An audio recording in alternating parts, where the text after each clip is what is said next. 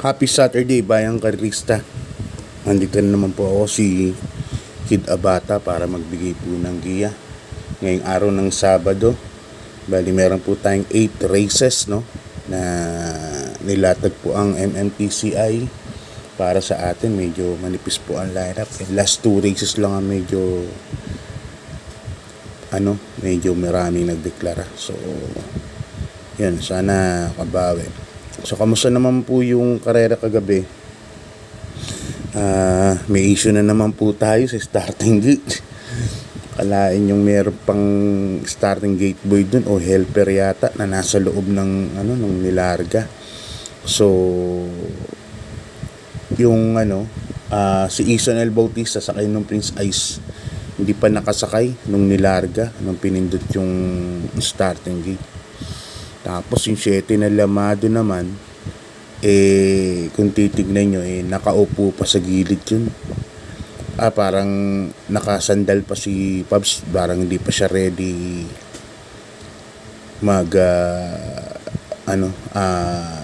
itakbo yung kabayo. Kaya masyadong malayo na iwan. Kaya nanalo siguro yung 4 Uticus. Anyway, nag-explain na kagabi ang Board of Stewards, no, regarding doon na hindi nga ready at merong pending investigation regarding dun sa nangyari. At on the good side naman, puti na lang walang nangyari dun sa tao na nasa loob ng starting gate nung nilarga yung kasi maari siyang masagasaan ng kabayo, no, matapakan, ganun. Buti naman walang nangyari. Pero sana sa susunod wala nang mangyaring ganun. Actually, pangatlo na po kagabi yan nung una yung kay Don Pedro na sumalpok nga sa tapos pangalawa kay Mythic Laila, sino yung Cold Digger, yun, pangatlo kagabi. Sana wala na maulit yung si starting gate na nangyari. Sana. Okay, start na tayo. Race number 1. Start ng karera natin alas 3 ng hapon. Medyo maaga. Dito, bali 8 runners po tayo. Another 1,000 meters po ang karera. Puro 1,000 na naman siguro to. 3-year-old and above maiden race. Start po ng first big 5 from races 1 to 5.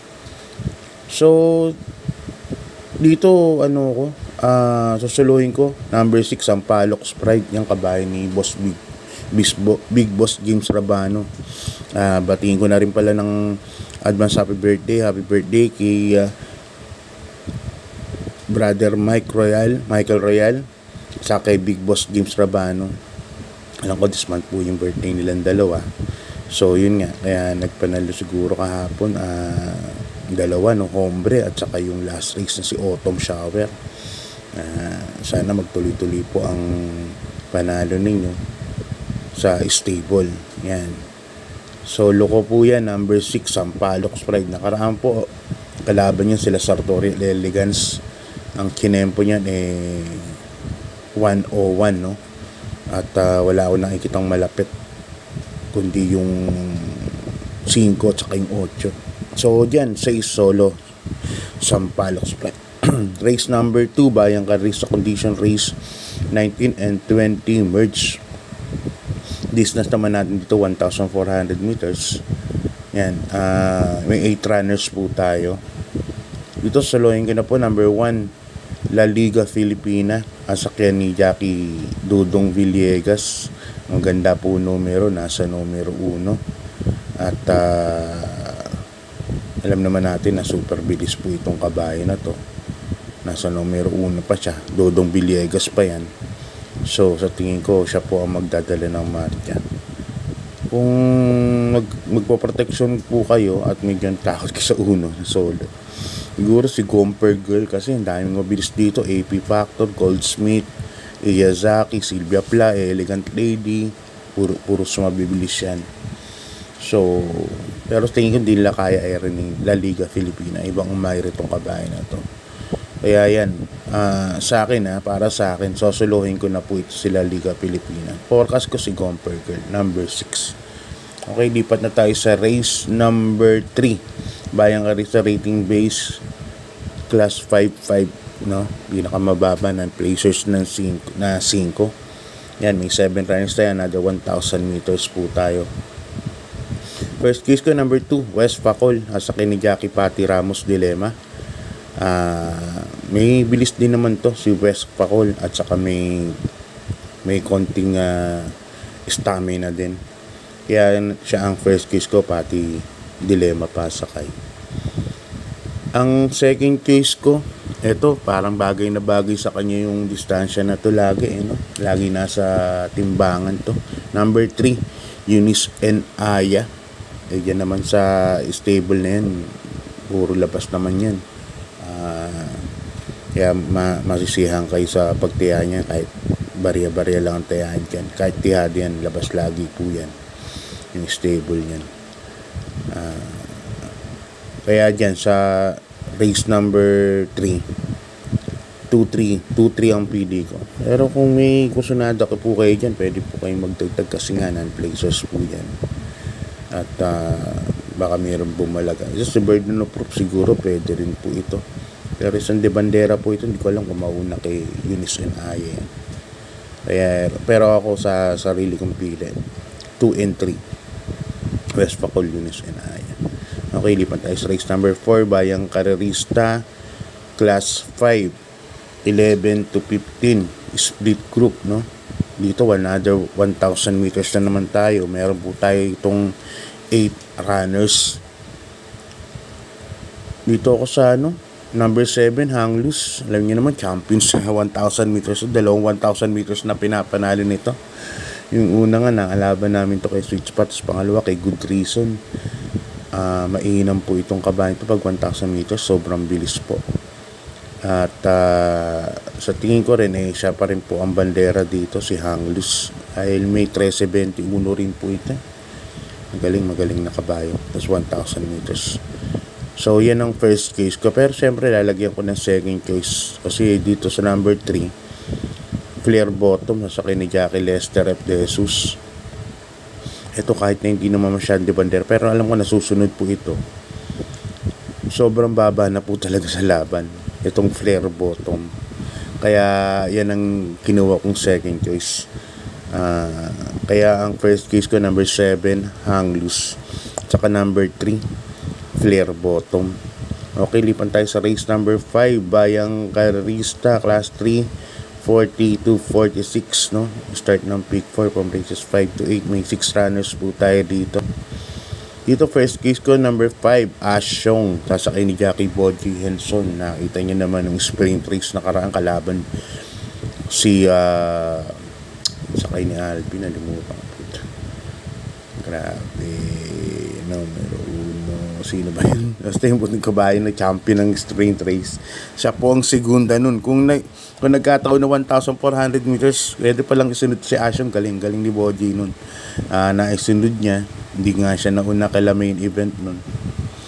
Yun.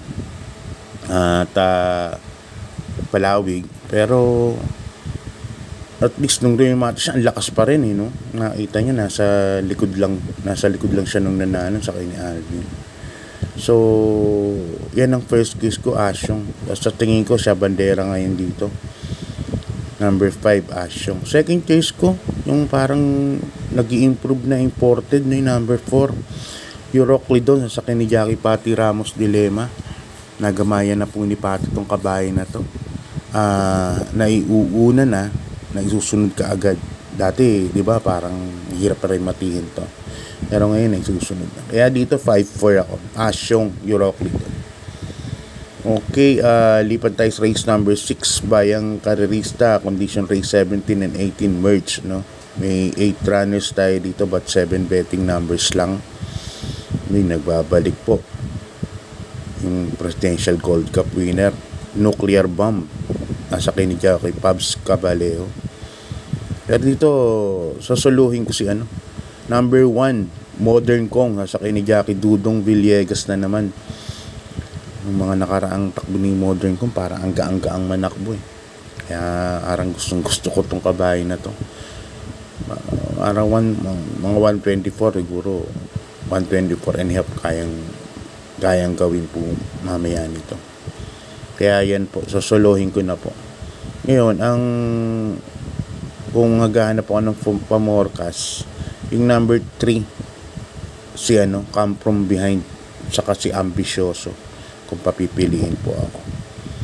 Yan, solo ko dyan, race number 6, number 1, Modern Kong. Okay, lipat tayo sa penultimate race, bayang kay Rista, rating base class 5, 11 to 15 split group, no? Meron tayong 9 runners dito, kaya 1,400 meters po ang karera.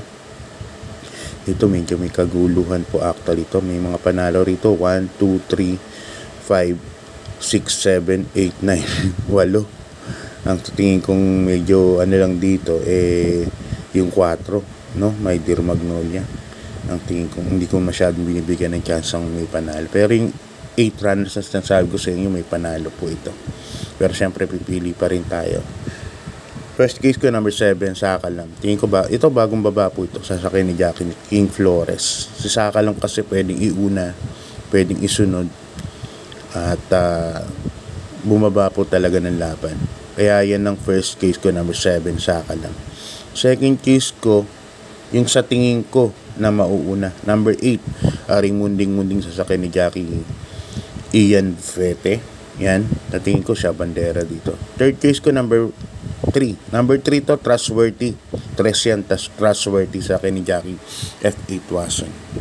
Binasin na yung stable ni Big Boss Games. Magtuloy-tuloy na panalo. Okay, lipat tayo sa last race. Bayang Karerista, rating base class 4, 16 to 21. Dito meron tayong 11 runners but 10 betting options lang, no? Yan, siguro pag nagparating ka rito ng 7, 8, 9, 10, matibay ka na, no? Matibay na yung parating mo kung 4 na kukunin mo. Pero syempre pipili pa rin ako ng tips natin. First case ko, number 10, Go Aidan Go. Ganda numero sa akin ni Jackie BJ Guerra. At may pwesto lang ni BJ ito. At ilabas. Kung labas to, tingin ko laki po panalo. Go Aidan Go. Second case ko, number 9, Nico's Favorite, sa akin ni Eco Serrano. Third case, King de Banderang, number 8, Get Samanes Miracle. Yan, hanggang dyan na lang, bayang Karita. Shoutout muna tayo, no? Galing kay Boss Christian Tizon. Yan, shoutout sa family niya na taga Paco, mga Tizon family. Yan sa Dusipec. Yan. Salamat po sa pagsuporta ng channel ko. At good luck po sa pangarera. God bless din po sa family. Yan, galing naman kay Jojo Puno. Yan, shout out. Manila Horsepower. Ahoo! O yan, yung Manila Horsepower, isang grupo na malaking na itutulong sa industriya ng karera. Saludo ako dyan sa grupo na yan. MHP. Ahoo! Yan. Ito galing naman kay Boss Alex Ancheta.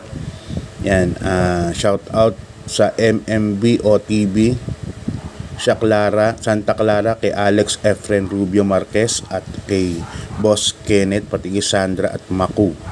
Yan, thanks po. Shoutout na rin kay Ronald Susim, no? Tsaka kay Boss Francis Tunido, kay Boss Sunny Nicandro. Yan. Maraming salamat po sa pagsuporta. Kung ano man po nangyari kagabi, sana mabago po, no? Mabago po yung sistema natin, lalo na kagabi nakakatakot kasi may buhay na may buhay na nakataya na yung taong nakaharap sa starting gate. Sana hindi na po maulit. At pasalamat na lang sa Diyos, salamat na lang tayo na wala pong napinsala dun sa tao na yun. Pero sana kung may iwasan, dapat iwasan.